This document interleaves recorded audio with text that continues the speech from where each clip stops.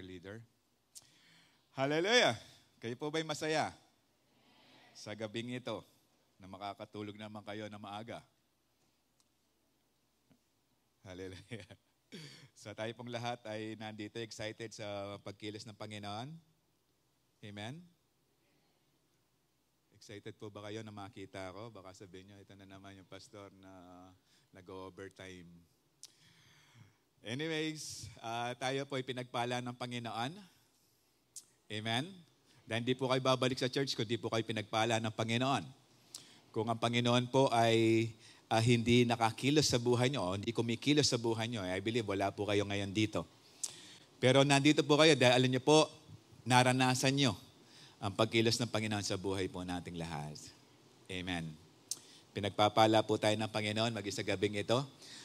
Kaya nga po patuloy tayong umasa sa pagkilos ng Panginoon sa buhay natin. Kaya nga po, nandun pa rin po tayo sa tema ng unfailing faith ng mga believers. Tayo po mga mananampalataya.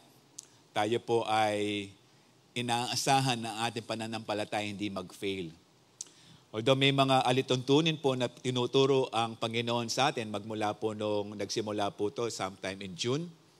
So, tatawid po ata to hanggang October or November.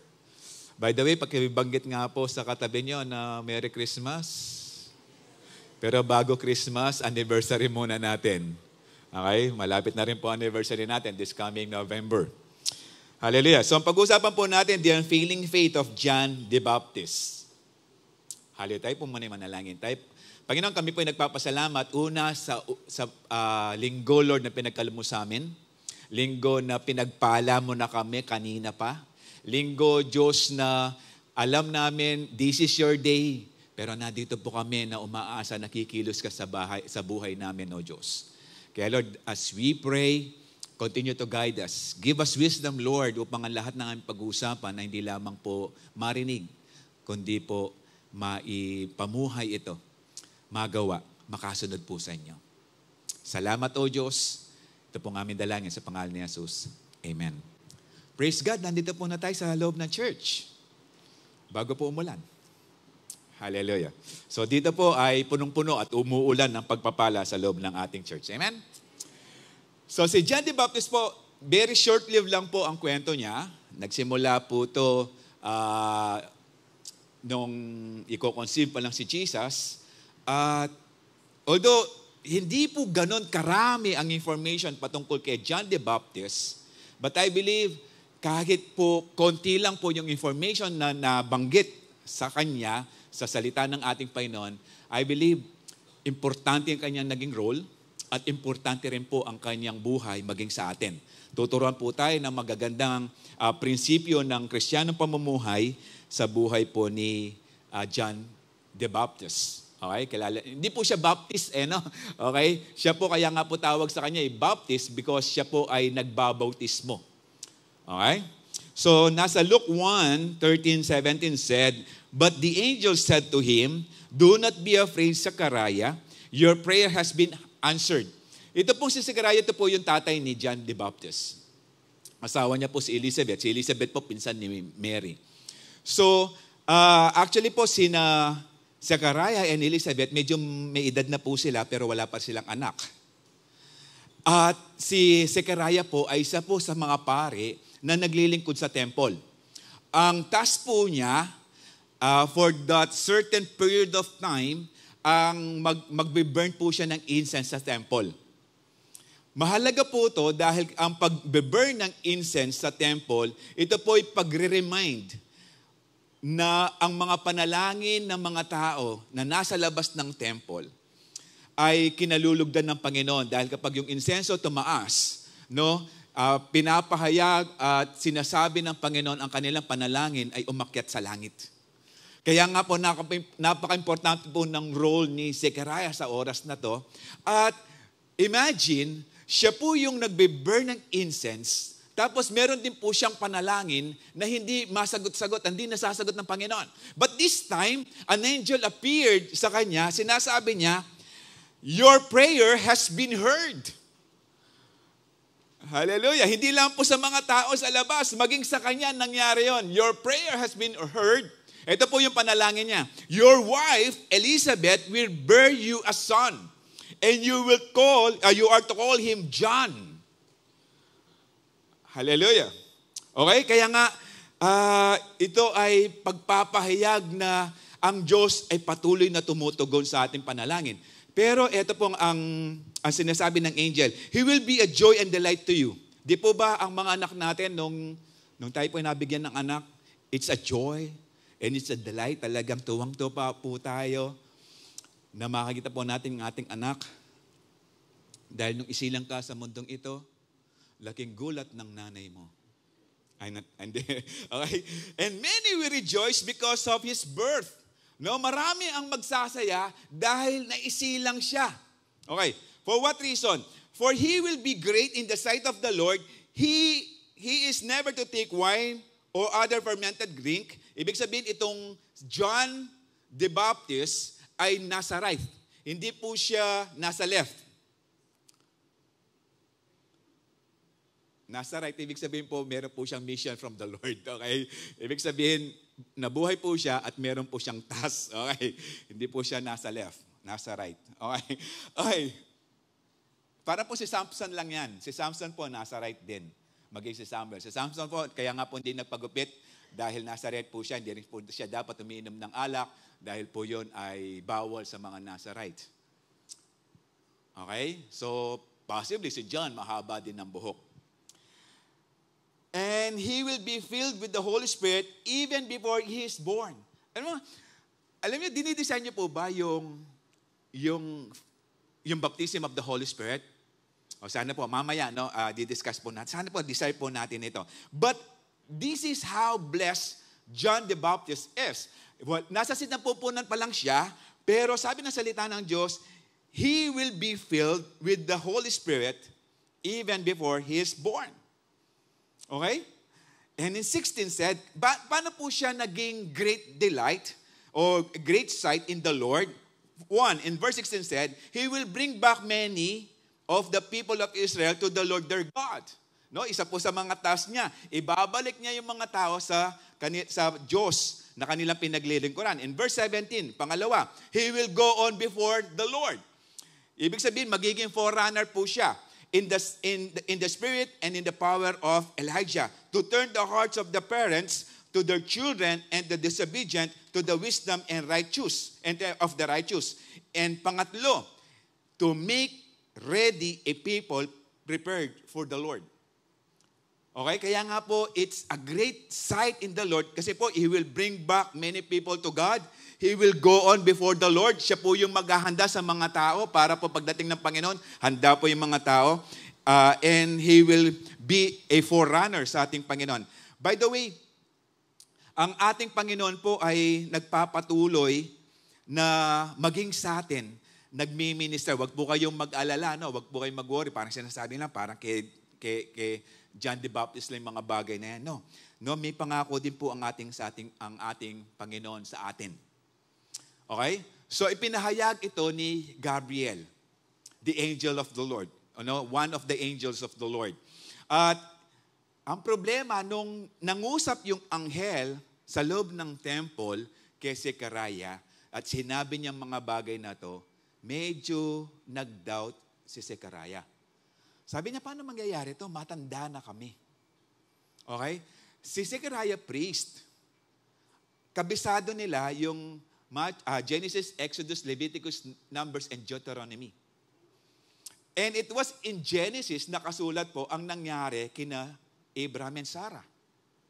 So nakalimutan niya na posible kahit in old age, pwede pang magbuntis. Just like Sarah. Hallelujah. Kaya nga po nagduda siya, paano yun? Matanda na kami. Sabi ni Gabriel, ako yung isang mga anghel na humarap sa presensya ng Panginoon. Dahil nagduda ka, hindi ka makakapagsalita, magmula ngayon hanggang ipanganak ang anak mo kay Elizabeth, ang inyong anak. So paglabas po niya sa temple, hindi po siya makapagsalita. Not until naisilang po si John at tinanong ko ano pangalan niya. Okay? At nung sinabi na, sabi ni Elizabeth, John, wala namang John sa line ng tatay ng bata. Zechariah kasi, walang John sa lineage nila. Pero nung tinanong si Zechariah, dahil hindi po siya makapagsalita, kumuha na lang po siya ng sulatin at sinulat niya ang pangalan dapat ng anak nila ay John. At nabuksan po ang kanyang dila, ang kanyang bibig at nakapagsalita na. Hallelujah.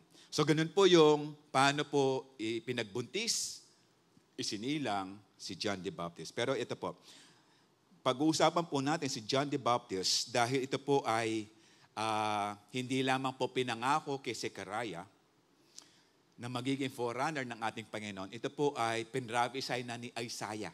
700 years before John the Baptist na maisilang, pinrapisay na ni Isaiah. Maging si Malakay, si Prophet Malakay, pinrapisay din po ang pagsilang kay John the Baptist. Kaya John the Baptist had unfailing faith in God because he became the forerunner who prepared the way for the Lord. Yes, hindi po siya nag-fail in accomplishing his mission na maging forerunner. Hindi po niya inabandon. So, won pa lang niya, kailangan niya na nakadesign na ang kanyang mission sa ating Panginoon. No, just like in Jeremiah 1:5, before I formed you, I knew you.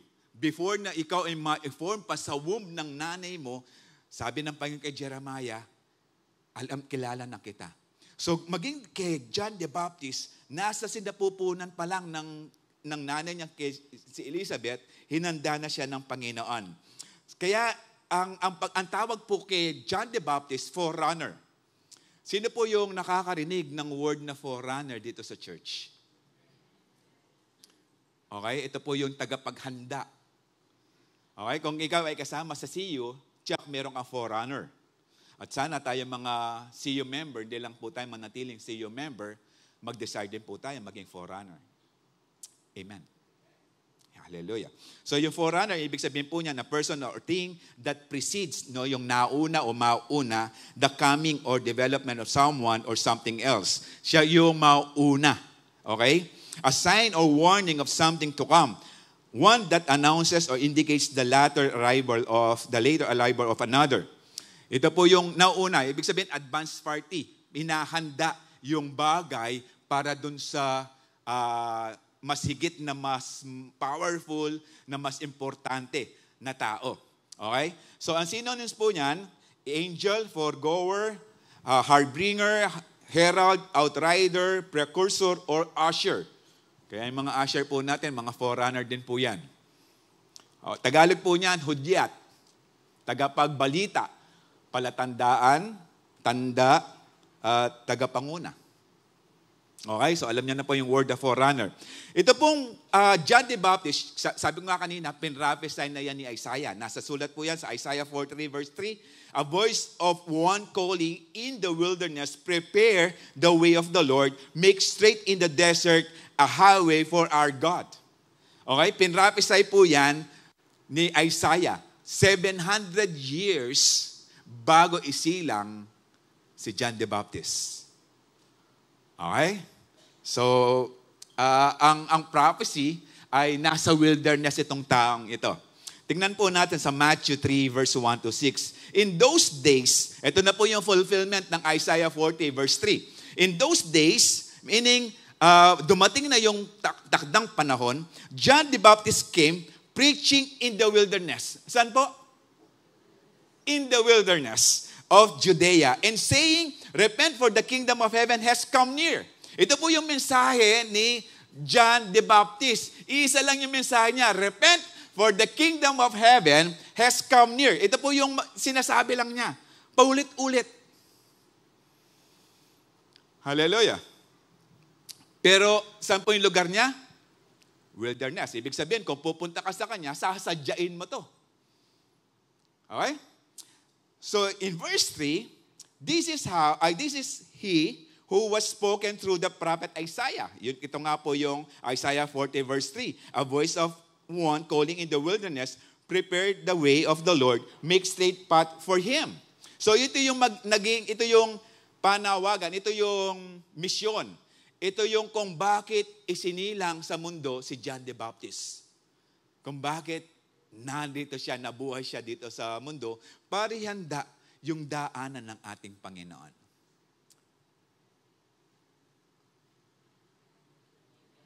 Okay, nakakuha nyo na po ba? Nakuha mo rin ako? Ay, hindi pa? Okay. So in Matthew 3, verse 1 to 6, ito naman po. John's clothes were made of camels. Oh, continuation po. John's clothes were made of camel's hair. Alam niyo yung camel's hair? Kung gaano kakatiyan kapag sinuot mo? Okay, hindi po yung damit ng mga leather, pero it's camel's hair. He had a leather belt around his waist. His food,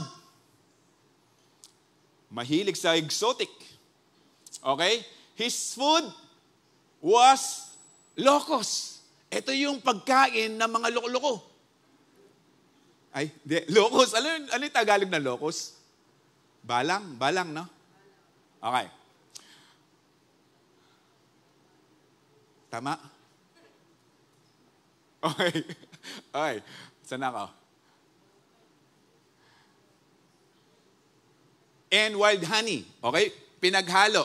Actually, yung locust and wild honey, talagang kinakain po yan sa Leviticus. Allowed po yung kainin. No, actually, yan po yung pagkain ng mga mahihirap. Hindi po yan yung... Kaya kung mahilig ka sa aling lusing noon, alam ko meron yan eh. Okay? So natikman nyo na. Tayong mga Pampangan, mahilig sa exotic eh.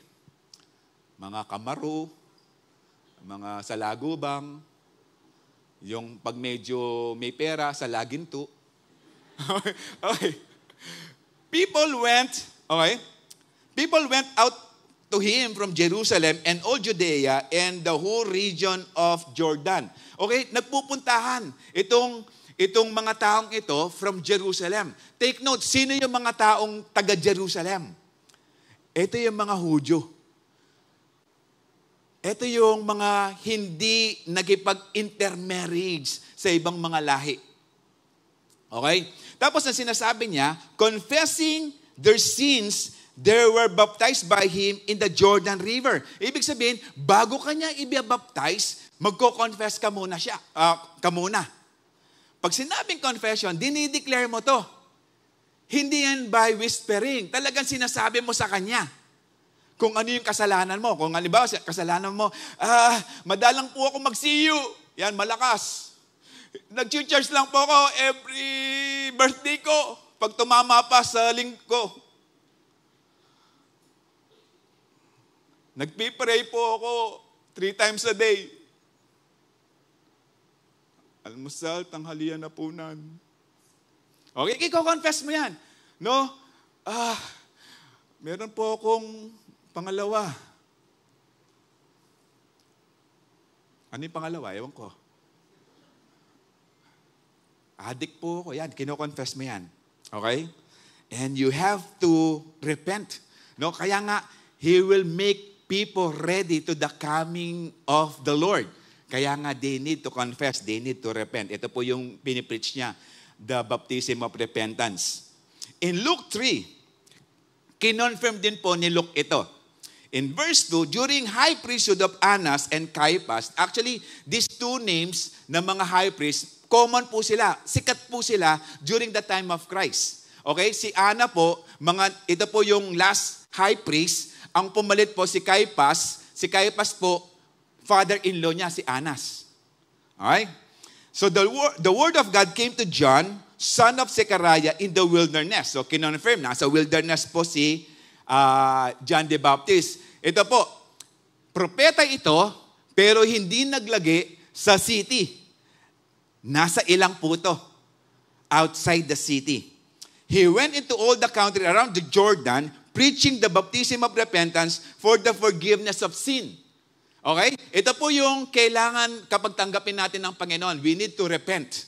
We need to confess our sins. Yung pong repentance, hindi po yung feel to be sorry sa kasalanan. Hindi yung may kasala ako. Hindi. Yung tinatawag na repentance, ito po yung change of mind. As we repent, we need to change of mind. Parang ganito lang po yan. Although nandiyan po, mauna po ako sa metanoia. Pag-uusapan din po natin metanoia. Parang ganito yan.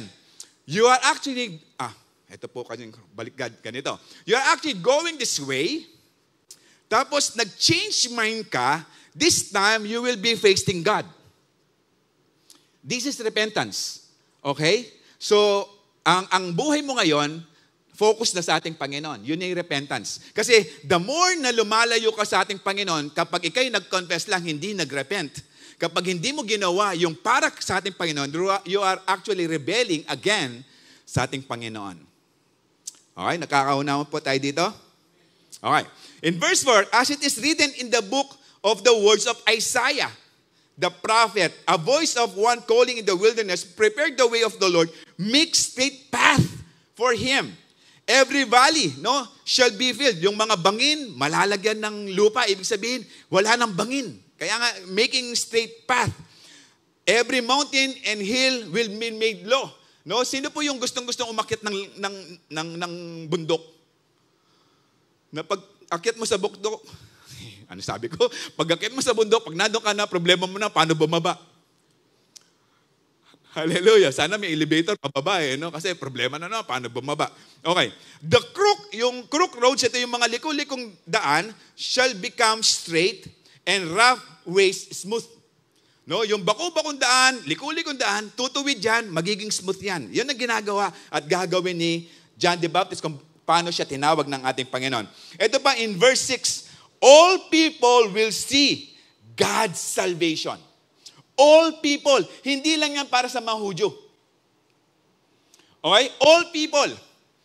Although tinawag ang mga Hudyo, ang Israelites, para dalhin ang pangalan ng ating Diyos, para maging sa atin ngayon, ay marinig at mabasa natin ang pangalan ng ating Panginoon.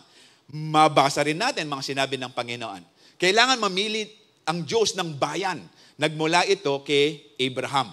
Okay? Ito yung lahi ni Abraham ng mga Hudyo. Pero the salvation is for all. Hindi lang pang-Hudyo.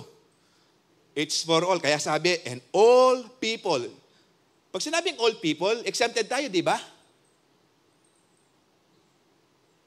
Okay, people din tayo? Okay, all people will see God's salvation through His ministry, ni John the Baptist. Kaya nga po, ika-clarify nito. Sasabihin ni John the Baptist na yung pagsunod ay hindi nakabase lang sa batas. Ang pagsunod ay nakabase kung anong sinasabi ng salita ng Diyos. Kung paano natin susundin ng ating Panginoon. In verse 7, John said to the crowd, ito po, coming out to be baptized by Him. Ano pong sabi? Ganito po ka-bold, si John the Baptist because of the Holy Spirit that is in him. Okay? Dahil po nabaptize po siya ng Holy Spirit. Sabi po niya, you brood of vipers. Mga lahi, mga grupo ng mga ulupong. Mga grupo ng mga ahas. Sa Kapampangan, ahas. Who warn you to flee from the coming wrath. Noong kausap nito, kung babasahin po natin ang Matthew 3, ang kausap niya mga Pharisees and Sadducees, na tinatawag niyang brood of vipers. Na sinasabi ng mga Pharisees, parang question ngayon si John the Baptist, bakit pati Hudyo kailangan mag-repent at mag-baptize sa'yo? Just to give you background, yung pong hindi pa po tinatawag na baptism until na dumating si John the Baptist sa pagbaptize sa Jordan. Ang tawag po nila is ceremonial cleaning. Ilulublob sa tubig. Actually, ginagawa lang po yung paglublob sa tubig yung mga Gentiles na gustong maging Hudyo. Kasi nga po mga Hudyo, mga chosen, na sinasabi nila na sila lang ang ligtas. So, kailangan na maging Hudyo ka para ma-enjoy mo yung eternity. Kaya nga sinasabi ng mga taong ito, kaya nga sabi niya, you brood of vipers who warn you to flee from the coming wrath. Kakala nyo ba hindi exempted kayo sa coming wrath? Na sinasabi nyo na kayo anak ni Abraham? Na sinasabi nyo na kayo ay walang kasalanan? Na kahit anong gawin nyo, ligtas kayo? Kaya nga tawag po ni John sa kanila, you brood of vipers. Okay? Ngayon, Produce fruit in keeping with repentance. Ang kausap pa rin niya, yung tinawag niyang brood of vipers. So, produce fruit in keeping with repentance. So, hindi lang kayo nagrepent, kailangan may bunga. Tingnan niyo po, nung tayo po tumanggap sa ating Panginoon, basta lang po ba natin siya tinanggap? Hiningi muna natin ng tawad ang ating mga kasalanan. Tapos, we ask the Lord to come in sa buhay natin. To make Him as Lord and Savior. Tama po ba? At nang dahil doon, nabuhay po yung ating spirito at nagkaroon siya ng power dahil po siya po yung kaugnayan ng Santong Espiritu. Kaya nga po, nagkakaroon ng pagbabago sa buhay natin. Nagbabago po tayo. Hallelujah. No, yung mga evident na kasalanan, tinatalikuran kagad yan. Kaya yung iba, madali yung process, yung iba matagal. Pero may pagbabagong nangyayari. Yung iba, talagang 180-degree turn. Nagbago. Pero yung iba, unti-unti. Kasi ganun lang nila inalaw ang ating Panginoon sa kanilang pagbabago, unti-unti. Pero sa ating repentance, sa ating pagtalikod sa ating mga kasalanan, may bunga yan. At hindi yan sekreto. Makikita yan ng iba, ng tao, no? Especially sa ating pamilya. And do not begin to say to yourself, you have Abraham as your father, as our father, for I tell you that out of these stones, God can raise up children for Abraham. So huwag kayong magmalaki na sinasabi nyo, galing kayo sa lahi ni Abraham. No. Ang kailangan, tayo po ay magpakumbaba sa harapan ng Panginoon. Ito po yung sinasabi ni John the Baptist. No? Actually po, nung tayo po ay tumanggap sa ating Panginoon, isa po sa mga naging palatanda na tayo nga po ay tumanggap sa ating Panginoon, yung pag-ibig natin sa kapwa, lumawak. Yung mga kamag-anak natin, gusto rin natin silang ma-save, tumanggap sa ating Panginoon. We started to pray other people. Hindi lang po para sa atin, hindi lang po yung atin. We started praying for other people. Kaya nga po, mayroong ebidensya yung ating pagbabago. In verse 9, the axe is already at the root of the trees, and every tree that does not produce fruit will be cut down and thrown into the fire. No? Puputulin. Okay? In-emphasize din ng ating Panginoon sa Matthew 7 yan. Sa Matthew 7, 19-20, binigyan ng emphasis ng ating Panginoon. Sabi po ng Panginoon, every tree that does not bear good fruit is cut down and thrown into the fire. Okay? Thus in verse 20 says, thus by their fruit you will recognize them. Okay? So itong mga kausap ni John the Baptist, sabi niya, by your fruit you can recognize them. Kaya nga sabi niya, brood of vipers. Hallelujah. Alam niyo po yung ahas, kahit anong bait mo, tutuklawin ka pa rin niya pag ginais niya tuklawin ka. Hallelujah. So the unfailing faith is preaching repentance to all people. Kaya nga si John the Baptist, because he was the forerunner of the Lord, no, sinabi na niya, kasi nga yung mission niya to make ready ang mga tao sa ating Panginoon. Kaya nga, he preached repentance to all people. Lahat ng tumanggap sa ating Panginoon sumigaw ng hallelujah. Lahat na nagrepent na ng kanilang kasalanan sumigaw ng praise the Lord. Ngayon, if you are not preaching repentance to all people, you need to repent again. You need to repent. Kung hindi ka pa nag-share ng gospel, telling them to repent, no, sa buhay nila, dahil ang buhay nila papunta ng impyerno. Kung hindi sila mag-repent, tuloy-tuloy sila sa impyerno. Kaya kung tayong lahat ay tumanggap na sa ating Panginoon, nag-repent na tayo, we need to share the Word of God. Ngayon, kung hindi mo pa sinishare ang Word of God, ang tagal mo na sa church. You need to repent. Kailangan ka magbago. Hallelujah. Bakit ka matatakot if you know the truth? Di po ba kapag katotohanan lang ang sinasabi natin, di po tayo natatakot? Tingnan mo yung katabi mong asawa mo, sabihin mo sa kanya, I love you. Hindi ka natatakot na sabihin mo sa kanyang, I love you. Hallelujah. Wala pa akong naririnig. Takot pa yata. Kapag totoo. Ngayon, takot ka kapag hindi yan totoo. Kapag hindi mo matingnan sa mata ang asawa mo.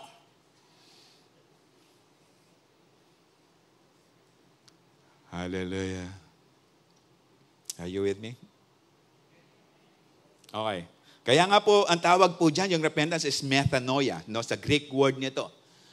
Kapangpangan po yan. Metanoia. Kaya sabi ko nga sa inyo, ang lingwahe sa langit, kapangpangan eh. So yung mga hindi kapangpangan, mag-aral na po kayo ng kapangpangan. Okay, the word is metanoia, para hindi po mawala yan, metanoia. Okay? It's a change of mind, hindi lang po yung change of mind, it's a repentance. No, the state of changing any or all elements composing one's life, attitude, thoughts, and behavior concerning the demands of God for right living. Ngayon, kung nag-confess ka lang, pero hindi ka nag-repent, you still go on to your old life. Meaning, you are still in rebellion sa ating Panginoon. Nagre-rebelde ka pa rin sa Diyos. Kapag hindi ka pa rin sumunod sa ating Panginoon. Kaya nga, not being sorry lang sa ating mga kasalanan, we need to repent. We need to change the way we think. Amen. Tayo pinapatawad ng Panginoon. Kaya nga, whenever we repent, ang Diyos po ay mahabagin. He is actually faithful and just to forgive our sins. And actually, repentance is a gift from God. Gift po yan. Tingnan po natin. Kaya nga po, kapag gift, kailangan po nating tanggapin. Kailangan po nating gamitin kapag gift. Meron po ba dito na tumanggap ng gift na hindi niya binuksan? Meron ka tinanggap na relo, hindi mo man binuksan, hindi mo man ginamit? Wala.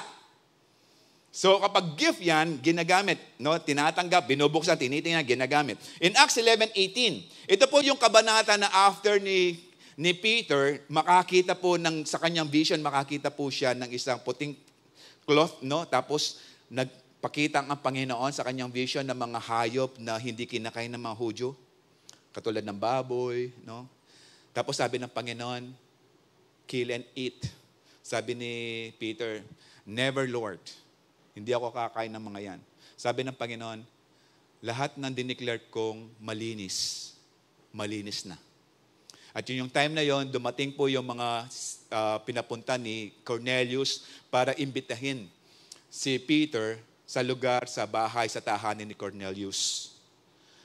So dumating po, pinaunlakan, sabi ng Panginoon kay Peter, huwag kang mag-atubali, sama ka sa bahay ni Cornelius. So nung nandun na po si Peter sa bahay ni Cornelius, si Cornelius po, possibly, ito yung centurion na humingi ng kagalingan sa kanyang servant, sa kanyang alipin.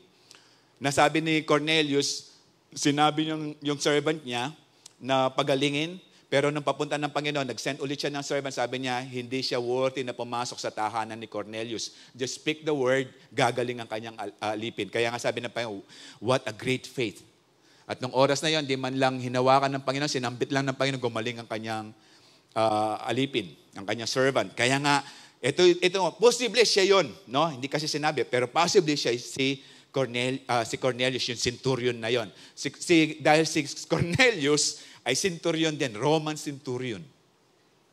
Okay? Nung dumating na si Peter sa kanyang tahanan, habang sinishare niya yung word ng Panginoon, dumating yung Santong Espiritu kasi na kanila, binaptize sila ng Holy Spirit, maging sila nag-speak ng tongues.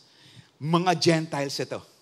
Kaya nga sabi ng Acts 18:11, nireport ito ni Peter sa mga leaders, sa mga apostles and disciples sa Jerusalem. Sabi nila, when they heard this, they had no further objections and praised God, saying, so then, even to Gentiles, God has granted repentance that leads to life. Hindi ba sabi sabi ng salita ng Diyos, sa ministry ni John the Baptist, all people will see God's salvation. Okay? So, nangyayari na.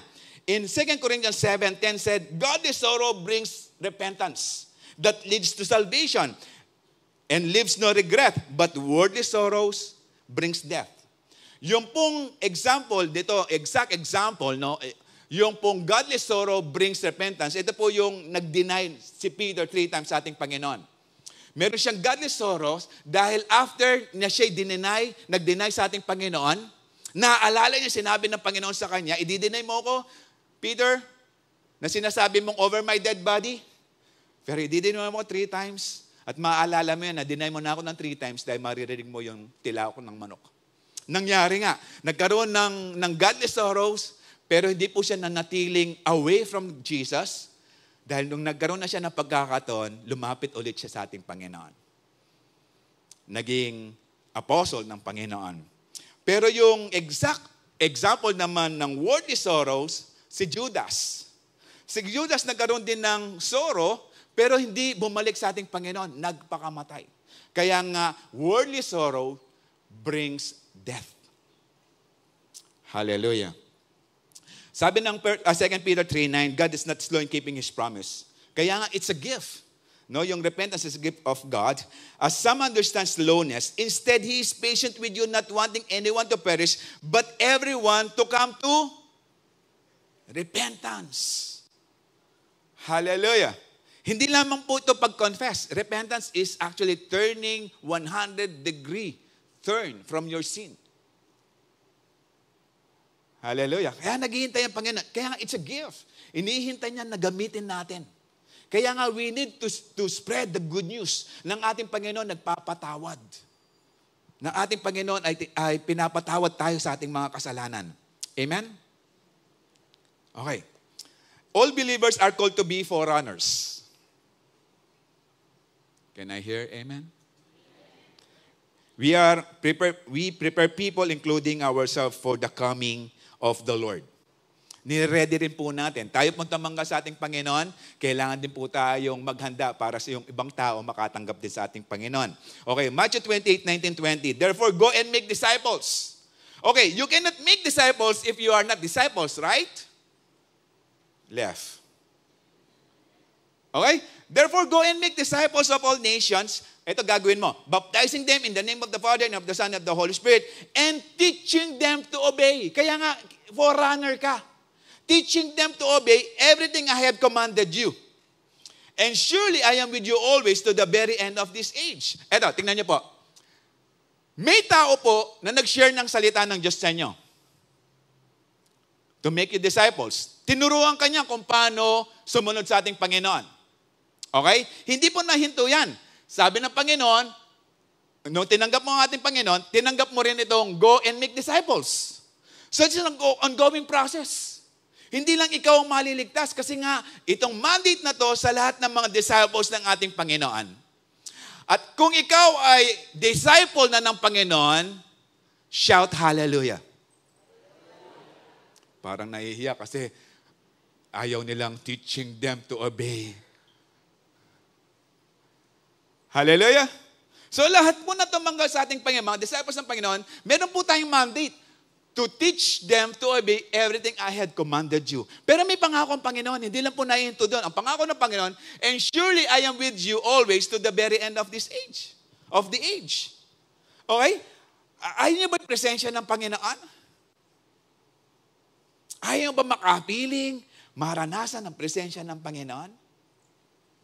If we are God's or Christ's disciples, mararanasan natin yan, lalong-lalo na if we obey sa mandate ng Panginoon. In Acts 17:30 said, God overlooked people's ignorance about these things in early times, but now He commands everyone everywhere to repent of their sins and turn to Him. Ito yung pinapapreach o pinapasabi ng Panginoon sa kanila. In Acts 20:21, I have declared to both Jews and Greek, ibig sabihin Jews and Gentiles, that they must turn to God in repentance and have faith in our Lord Jesus. Pag sinabi pong Gentiles, pag hindi ka Hudyo, Gentile ka. Okay? So lahat po, even Greek and Gentiles, they must turn to God in repentance and have faith in our Lord Jesus Christ to be saved. In Acts 26:20 said, first to those in Damascus, then to those in Jerusalem, and in all Judea, and then to the Gentiles. I preached that they should repent and turn to God and demonstrate their repentance by their deeds. This is the same thing, produce fruit with the repentance that you made. No, produce fruit with your repentance. Ito yung sinasabi ni John the Baptist. Hallelujah. Okay? So, ibig sabihin nito, if we do not evangelize, kung di tayo nagsishare ng gospel, we need to repent. Can I hear amen? Pag sinabing to repent, if you repent or repented, magsishare ka na ng gospel. Magsishare ka na ng word ng Panginoon. Actually, hindi po yan mahirap mag-share. During the time of the apostles, kapag nag-share po sila ng gospel, kinikwento nila ang buhay ng ating Panginoon. Hallelujah. So, unfailing faith is preaching repentance to all people. Pangalawa, John the Baptist had unfailing faith in God because he steadfastly adhered to God's word about Jesus. Sumunod siya. No? Masigasig na sumunod sa salita ng ating Panginoon. Okay, napaka-bold, napakatapang ni John the Baptist. Yung mga Sadducees and Pharisees, no, they are this religious priest, pero tinawagan niya na brood of vipers. Si King Herod Antipas, yung king na naging asawa niya si Herodias, na hindi dapat, dahil si Herodias ay asawa ng kanyang kapatid. At buhay pa ang kanyang kapatid nung kinuha niyang maging asawa si Herodias. Ibig sabihin, pinadivorce, tapos ginawa niyang asawa. It's unlawful sa law of Moses at affected at damay si King Herod dahil si King Herod converted into Jew from his father. Kaya nga, sabi ni John the Baptist sa kanya, it's unlawful to the law of Moses. Dahil buhay pa yung asawa niya, dinivorce at pinakasalan mo siya. Okay? Kaya nga, galit na galit si Herod at maging si Herodias dahil atahasan sinasabi to ni John the Baptist. Ganot katapang si John the Baptist. Wow, king ang kaharap niya. Kaya ang ginawa ni King Herod, pinakulong si John the Baptist. Hallelujah. At dito rin namatay si John the Baptist. No? Nung isang okasyon, naglambada yung anak ni Herodias. Nagandahan si King Herod. At sabi niya, humingi ka, kahit kalahati ng aking kaharian, ibibigay ko sa iyo. Okay? Eto, nag-report sa nanay, Nay, ano maganda? Sabi nung nanay, yung ulo ni John the Baptist. Ibig sabihin, papatayin si John the Baptist. Actually, natakot si King Herod, pero dahil sa kanya sinabi, kailangan niya sundin. Kaya nga pinapagutan ng ulo si John the Baptist. Pero before that, habang nasa kulungan si John the Baptist, okay? Pero yung bago yon, in John 1, bago yung report na nando sa kulungan. So in John 1:32-34, then John gave this testimony. Ito po, napaka-blessed ni John the Baptist. Kasi sabi niya, I saw the Spirit come down from heaven as a dove and remain on him. Kay Jesus. This is during baptism ni Jesus. No, sa kanya. Pero hindi nag-repent si Jesus dyan. It was actually, ang pina-perform nila, ceremonial cleansing. Yung bago pumasok sa ministry ang isang priest, linulubdob din siya. Okay? So, mahabang usapin yan.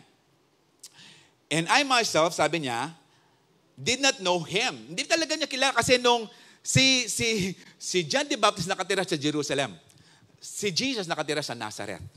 Although magpinsan yung nanay nila, pero hindi sila ganon ka-acquainted. Hindi sila madalas magkita o hindi sila nagkikita dahil nung nagsimulang magbinata itong si John the Baptist, tumira na siya sa ilang, sa wilderness. And I myself, sabi niya sa 33, I myself don't know him, but the one who sent me to baptize with water told me, okay, ito yung mission niya, to baptize Jesus into water. The man on whom you see the Spirit come down and remain is the one who will baptize with the Holy Spirit. Yung nakita mong binaptize mo, tapos merong as a form of a dove, no? O parang dove na dumapo sa kanya. Yun yung tao na magbabaptize ng Holy Spirit. I have seen and testified that this is God's chosen one. Nakita ni John the Baptist ito, kaya ganun siya ka-bless. Okay? And prior sa John 32:33, bago yon, merong John 1:29.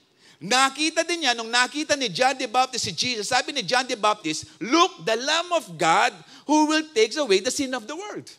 So alam ni John the Baptist ito, okay, that Jesus is the Messiah. Ito yung dahilan kung bakit siya nabuhay. Inahanda niya yung daan ng Messiah. Kaya nga, repent and be baptized. Yun ang pinipreach ni John the Baptist, for the kingdom of God is near. In Luke 7, ito na, nung nasa kulungan, nung pinakulong na ni King Herod bago siya pugutan, in verse 18, Luke 7:18, the disciples of John the Baptist told John about everything Jesus was doing. So John called for 2 of his disciples. So nireport ng mga disciples ni John the Baptist sa kulungan, yung binaptize mo, ngayon siya yung nagbabaptize. Okay. He sent them to the Lord to ask him, "Are you the Messiah we've been expecting? Or should we keep looking for someone else?" Medyo nagduda. Actually, some of the scholars said, matagal-tagal nang nasa kulungan si John the Baptist dito. And he was expecting Jesus to become a political Messiah. Just like King David. Kaso hindi nangyayari. Nakalimutan niya, hindi political Messiah, kundi suffering Messiah. Or the one na siya ang magliligtas o magpapatawa sa kanilang mga kasalanan. Okay? Spiritual Messiah or spiritual freedom. Hindi physical freedom, kundi spiritual freedom. Kaya nga frustrated si John the Baptist dahil hanggang ngayon nakakulong pa rin siya, pero alam niya may Messiah na. Pero ito sagot ng ating Panginoon. So nagpunta yung mga disciples ng sa ating Panginoon, ng disciples ni John sa ating Panginoon. Tapos sinanong din, "Are you the Messiah we're expecting?" In verse 20, "Should we keep looking for someone else?" Okay, nirelay kay Jesus. At that time, Jesus cured many people of their diseases, illness, and evil spirits. He restored sight to many who were blind. Nagmi-minister na, nagpapagaling ng ating Panginoon during that time. In 22, Jesus told John's disciples, "Go back to John and tell him that what you have seen and heard, the blind see, the lame walk, those who have leprosy are cured, the deaf hear, the dead are raised to life, and the good news is being preached to the poor." Hindi niya direct na sinabi, pero sinasabi niya, sabihin mo kay John the Baptist, balikan niya ang Isaiah. Dahil nandun din sa Isaiah, nakasulat kung ano ang mission ni John the Baptist. Balikan niya yung Isaiah. Okay? Tapos sabi ng Lord sa mga disciples ni John the Baptist, "God blesses those who do not fall away because of me." Dahil si John the Baptist dito, medyo nagdududa na. Mukhang nawawalan na siya ng pag-asa. Hallelujah. Pero I believe na-restore yung faith ni John the Baptist dahil wala nang nasulat dito nung after na mag-report yung mga disciples na sa kanya, wala nang nasulat na pinadala ulit ni John the Baptist to confirm again.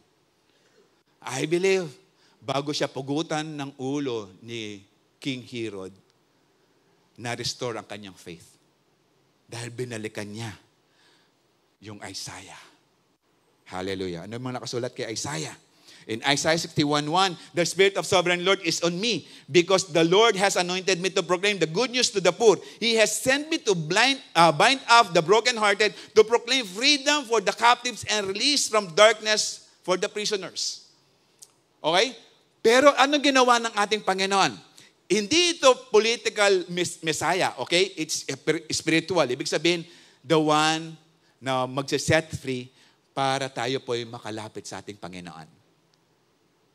Hallelujah. Mas mabigat yung role kaysa doon sa political Messiah lang na magpapalaya lang sa kulungan.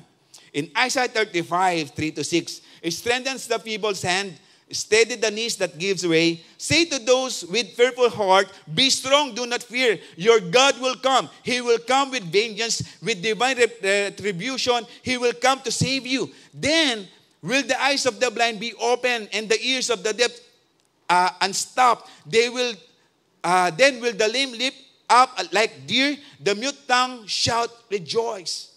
Or for joy. Water will gush forth in the wilderness and stream in the desert.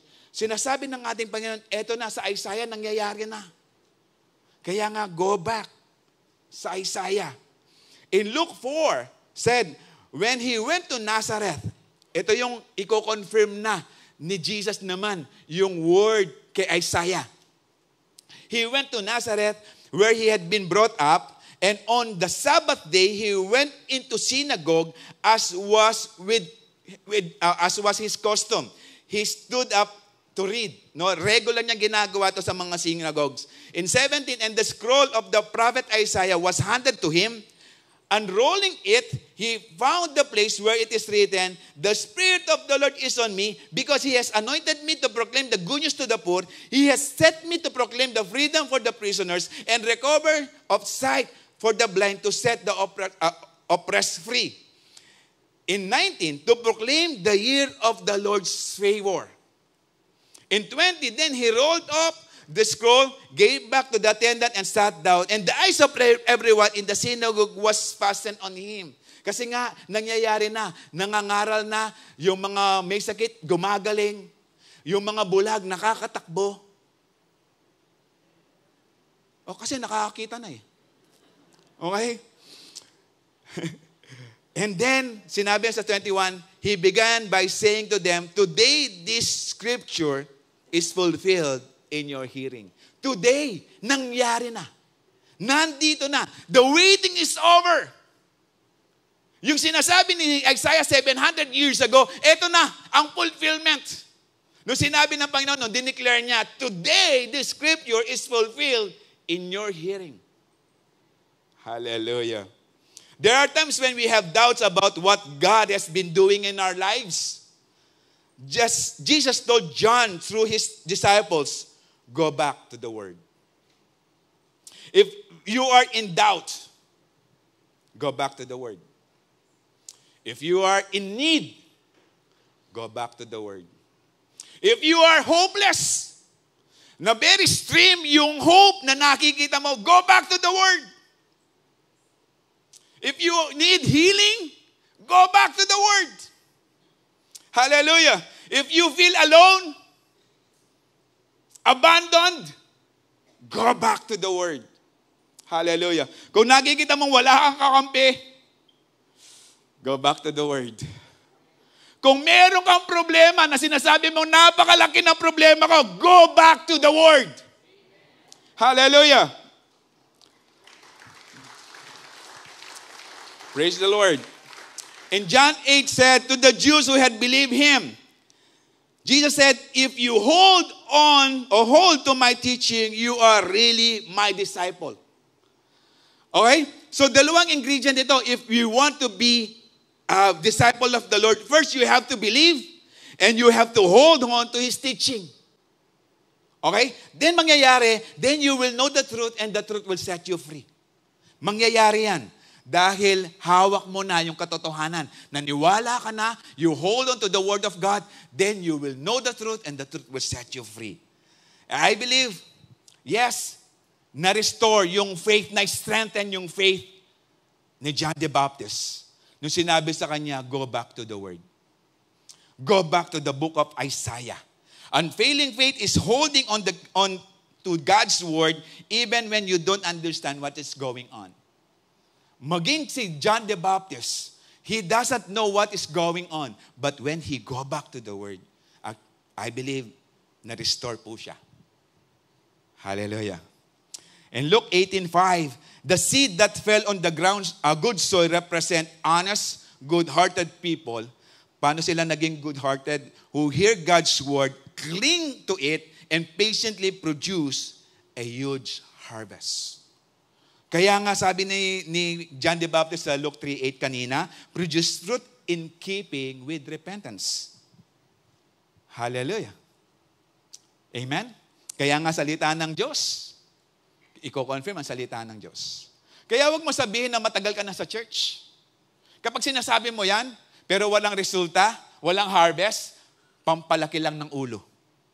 Huwag mong sabihin na umattend ka ng service mula Sabbath, inatinan mo pa yung YDC, inatinan mo first service, second service, third service, at ngayon nandito ka pa rin. Huwag mong sabihin, wow! Kung wala yang bunga, walang kwenta. Hallelujah. At kung hanggang ngayon, you do not share the good news of Jesus Christ, wala pang harvest, kapatid. Hallelujah. Ito, tahasan ko sasabihin ito. Kung matagal ka na sa church, pero hanggang ngayon, wala ka pang sinasambit na kabutihan ng Panginoon sa pamilya mo, sa mga kaibigan mo, sa mga kasama mo sa trabaho, you need to repent. You need to repent. Hallelujah. Hallelujah. Hindi pa tagalan ng upuan sa church. Alam niyo po, sa totoo lang, mamaya tatayo din kayo. Amen? So pag tumayo kayo, then share the good news. Kita niyo rin yung ginagawa ng Panginoon. Pinaupo lang kayo to hear God's word, the good news of the Lord. Tinuturuan kayo while you are seated. Pero pag tayo nyo, kapatid, kumilos na kayo based from what you heard. Kumilos na kayo kung paano kayo tinuruan ng salita ng Panginoon. Amen? Hallelujah. Hallelujah. So John the Baptist had unfailing faith in God because he was baptized in the womb by the Holy Spirit. Hallelujah. Kailangan din natin ito to become bold in preaching the gospel. Kung si John the Baptist, kinailangan niya yung baptism ng Santong Espiritu sa kanya, we also need it. Kailangan din natin, no, sa buhay natin, so we can be used by God mightily sa kanyang ubasan. In Luke 1:39, nung ito ay sinambit ni angel, possibly ito rin si Angel Gabriel na sinabi kay Mary na magbubuntis ka and you will call him Jesus. In fact, yung pinsan mo, 6 months on the way na. 3 months na lang manganganak na. So, in verse 39, a few days later, Mary hurried to the hill country of Judea, to the town where Zechariah lived. She entered the house and greeted Elizabeth. At the sound of Mary's greetings, Elizabeth's child leaped within her, and Elizabeth was filled with the Holy Spirit. Alam mo, hindi pa sinasabi, narinig pa lang. Siguro sabi lang ni Elizabeth, tao po. Yun pa lang yung narinig niya, tao po. Okay? Yung bata sa sinapupunan, yung 3-month-old inside, 6 months old inside sa sinapupunan ni Elizabeth, nag-praise and worship na. Naglundagan na siya. No? Lundag na siya. Naramdaman ni Elizabeth ito. Okay? And he was filled also with the Holy Spirit. In 42, Elizabeth gave a glad cry and exclaimed to Mary, God has blessed you above all women, and your child is blessed. Why I am so honored that the mother of my Lord should visit me. Take note, mother of my Lord. Hindi siya mother of God. Pray for us. Sinners. Hindi po siya mother of God. It's mother of the Lord Jesus in the flesh. But he was not mother of God because yung God is spirit and it's no beginning. Take note. Kung paano tayo binulag dati nating relihiyon.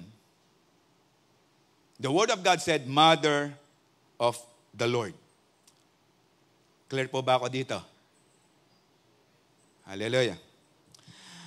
So, hindi pa sinabi ni Mary na buntis din ako. Okay?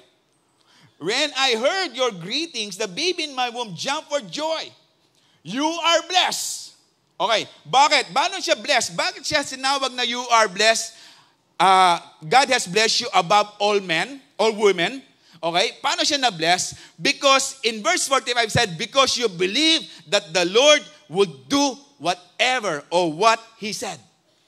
Okay? Kaya si Mary was blessed because sabi ng salita ng Panginoon, you are blessed because you believe that the Lord will do what He said to you, Mary. Hallelujah. Kaya nga lang siya naging blessed dahil sumunod siya sa ating Diyos. Ganon ka rin, kapatid. Kung ikay sumusunod ngayon sa ating Panginoon, you are blessed. Hallelujah. Amen? Kaya naging fearless si John the Baptist because of the Spirit, the Holy Spirit, na nando sa kanya, na empower siya. Tignan po natin, no? Kasi sinasabi ng iba, may katuruan na kapag tinanggap mo si Jesus, automatic filled ka ng Holy Spirit. Ito po. In Ephesians 1:13 said, in Him you also trusted, after you heard the word of truth, the gospel of your salvation, in whom you have believed. Okay? First, you heard the truth, the word of God. Second, you believe. Okay? Then, because you heard the word of God and you believe, ang gagawin niya, you were sealed with the Holy Spirit of promise. Sealed. Ibig sabihin, completely done. Ibig sabihin, yung confession mo, yung repentance mo, genuine. Sa Kapampangan, genuine. Okay? Totoo. Kaya nga, minarkahan ka, meron kang seal with the Holy Spirit. Okay. Paano darating yung Holy Spirit? Paano yung filled ng Holy Spirit? In Acts 1:8 said, but you will receive power when the Holy Spirit comes upon you. You will receive power when the Holy Spirit comes upon you. Okay? Take note, itong mga disciples ng Panginoon, ito, ascension na ng Panginoon ito. So right after na nag-resurrect ang ating Panginoon, nung nag-resurrect ang ating Panginoon, nung first time na ma-meet ng Panginoon, after His resurrection, sabi ng Panginoon sa John 20:22, and with that, He breathed on them and said, receive the Holy Spirit. They have the Holy Spirit already. Pero bakit in Acts 1:8 said, but you will receive power when the Holy Spirit comes upon you. This is baptism in the Holy Spirit. We need baptism in the Holy Spirit to be empowered. Kasi ang laki ng pinagagawa ng Panginoon. The Great Commission is to make disciples. Mahirap yan without the empowerment of the Holy Spirit. Kaya nga, yung baptism of the Holy Spirit is empowerment. And you will be my witnesses. Tingnan niyo po, paano siya empowerment? Yung word na witnesses dyan came from the word martures. Yung po rin ang pinaghugutan ng word na martir. Meaning, if you are Christ's witness, you are willing to die for your faith. Kaya nga we need empowerment. Telling people about me everywhere, in Jerusalem, throughout Judea, Samaria, and to the ends of the earth. Hallelujah. Tingnan niyo po kung ano yung difference nito. In Acts 19, verse 1-6, while Apollos was in Corinth, Paul traveled through the interior region until he reached Ephesus, at the coast where he found several believers. Okay? Possibly, ang mga believers na to, mga believers from John the Baptist. Okay? Did you receive the Holy Spirit when you believe? Okay? Paul asked them. They said, no. We haven't even heard that there is a Holy Spirit. Posible itong mga disciples na to, nung hinuli si John the Baptist, nagpunta na sila sa Ephesus. Natakot na rin. Okay? So narinig nila kay John the Baptist na, look, the Lamb of God who will take away the sins of the world. Meaning, Jesus is the Messiah. Pinanghawakan nila yon. Kaso, hindi nila nakita, hindi nila narinig yung kamatayan ng Panginoon nung sinabi niya tetelestai at yung nangyari after ng Pentecost. After na nag-ascend ang Panginoon sa langit at pinaghintay ng Panginoon yung kanyang disciples to wait the coming Holy Spirit, yung Pentecost experience, yung nagsilita yung 120 ng tongues, ng different language. Yung milagro ng Panginoon in a form of a fire. Yun yung baptism in the Holy Spirit. Kaya hindi nila narinig ito. No, posible, No, posible na sila'y umalis na papunta ng Ephesus during that time. So, tinanong ni Pablo, what baptism did you experience? He asked. They replied, the baptism of John. Sabi ni Pablo, John baptism called for repentance from sin.